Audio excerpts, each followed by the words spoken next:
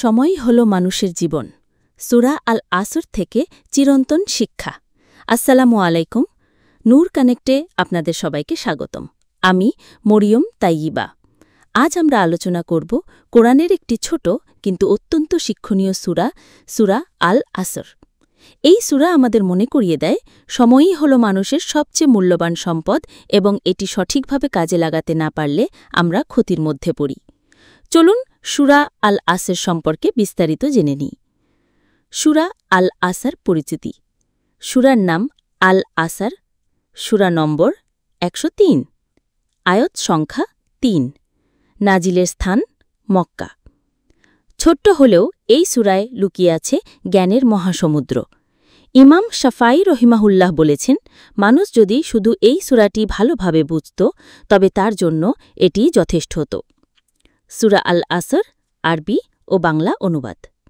বিসমিল্লাহির রহমানির রহিম। পরম করুণাময় অতি দয়ালু আল্লাহর নামে। ওয়াল আসর, শপথ সময়ের। ইন্নাল ইনসানা লাফি খুসর, নিশ্চয়ই মানুষ ক্ষতির মধ্যে রয়েছে। ইল্লাল্লাযীনা আমানু ওয়া আমিলুস সালিহাতি ওয়াতাওয়াসাউ বিল হাক্কি ওয়াতাওয়াসাউ বিস সাবর, তবে তারা নয় যারা ঈমান এনেছে, সৎকর্ম করেছে, একে অপরকে সত্যের উপদেশ দিয়েছে এবং ধৈর্যের উপদেশ দিয়েছে। সূরার মূল বার্তা। সূরা আল আসর আমাদের জীবনের সবচেয়ে গুরুত্বপূর্ণ বাস্তবতা তুলে ধরে। সময় নষ্ট হলে ক্ষতি অনিবার্য। একজন ব্যবসায়ী ধরুন, সে তার সমস্ত ধন জমিয়েছে, কিন্তু প্রতিদিনই কিছু না কিছু হারাচ্ছে। জীবনের সময়ও ঠিক তেমন। দিন, মাস, বছর একে একে চলে যাচ্ছে। এই সূরা আমাদের মনে করিয়ে দেয়, সময়কে কাজে লাগাতে হবে ঈমান, সৎকাজ, সত্য এবং ধৈর্যের জন্য। রাসূলুল্লাহ সাল্লাল্লাহু আলাইহি ওয়াসাল্লাম বলেছেন, দুইটি নিয়ামতের ব্যাপারে অনেক মানুষ ধোঁকার মধ্যে থাকে। একটি হল সুস্থতা, আরেকটি হল অবসর সময়। বুখারী। আরেক হাদিসে এসেছে, ৫টি জিনিসের আগে ৫টি জিনিসকে কাজে লাগাও। বার্ধক্যের আগে যৌবন, অসুস্থতার আগে সুস্থতা, দারিদ্র্যের আগে সম্পদ, ব্যস্ততার আগে অবসর, মৃত্যু আসার আগে জীবন। হাকিম। এই হাদিসগুলি সূরা আল আসরের সঙ্গে সরাসরি সম্পর্কিত। সূরা আল আসর থেকে ৪টি শিক্ষা। ১. ঈমান, অন্তরের বিশ্বাস ও আল্লাহর প্রতি পূর্ণ আস্থা। ২. সৎকাজ, নামাজ, রোজা, দান সদকা এবং মানুষের উপকার।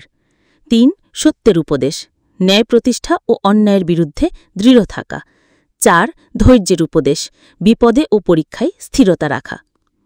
আধুনিক জীবনে প্রয়োগ। আজকের যুগে সময় নষ্ট করার অসংখ্য উপায় রয়েছে। সোশ্যাল মিডিয়া, গসিপ, উদ্দেশ্যহীন বিনোদন। অথচ সময়ই আমাদের সবচেয়ে বড় সম্পদ। একটি সুন্দর সমাজ গড়তে হলে দরকার ঈমান, নেকামল, সত্য প্রতিষ্ঠা এবং ধৈর্য। যেমন একজন শিক্ষক যদি শিক্ষার্থীদের সত্য ও ধৈর্য শেখান না, অথবা একজন ব্যবসায়ী যদি কেবল অর্থে ব্যস্ত থাকেন কিন্তু হালাল হারাম বিবেচনা না করেন, তাহলে তাদের জীবন ও সমাজের ফলাফল অসম্পূর্ণ থাকবে। সাহাবীদের দৃষ্টিভঙ্গি। সাহাবীরা একে অপরকে সময়ের মূল্য মনে করাতে সূরা আল আসর পাঠ করতেন।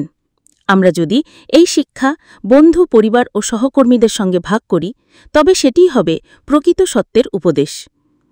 চিরন্তন আহ্বান।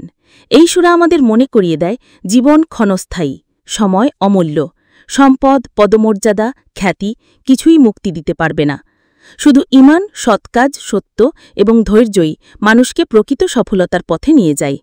প্রিয় দর্শকবৃন্দ, আজকের আলোচনায় সূরা আল আসর আমাদের শেখাল, সময়কে কাজে লাগানোই প্রকৃত মানব জীবনের মূল লক্ষ্য। এখন আমি আপনাদের কাছে জানতে চাই, এই সূরার কোন শিক্ষা আপনাদের সবচেয়ে বেশি অনুপ্রাণিত করেছে? আজকের সমাজে আমরা এই শিক্ষাগুলো কিভাবে প্রয়োগ করতে পারি? আপনাদের মূল্যবান মতামত নিচের মন্তব্যে জানাতে ভুলবেন না। ভিডিওটি ভালো লাগলে লাইক দিন। চ্যানেল নূর কানেক্টে সাবস্ক্রাইব করুন।